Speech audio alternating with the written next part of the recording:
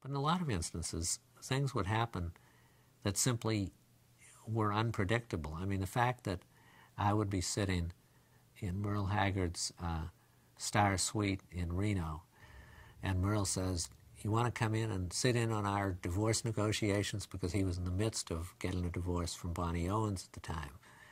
And, I mean, when I say in the midst of, he had to have the divorce in 2 days because he was getting married 3 days later. But the fact is, when Merle says, "You want to, you know, you should be here," you know, and I'm saying, "Yeah, I don't know, that doesn't seem," because it didn't seem right.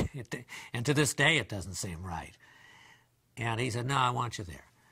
So he invites me into this bedroom, and there they are.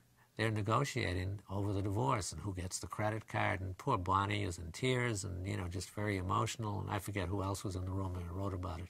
He didn't tell Bonnie that I was a reporter or that I was a writer, and finally she became aware of it well into the thing, and she says, "Oh, Peter, you're a writer?" She says, "Well, you know, we're just joking about all this."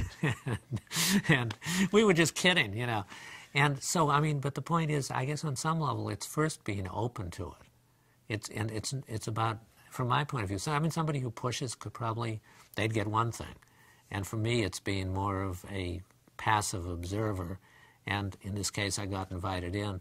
But then it's having the willingness to write about it, not in an unkind way, I hope not in an unkind way, but in a way that does justice to what it is you observed, not to, you know, I just saw it as, this says a lot about Merle.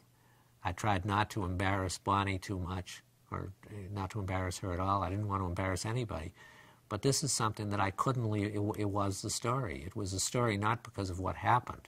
The divorce was not of any great consequence, but because of the psychological play that it revealed.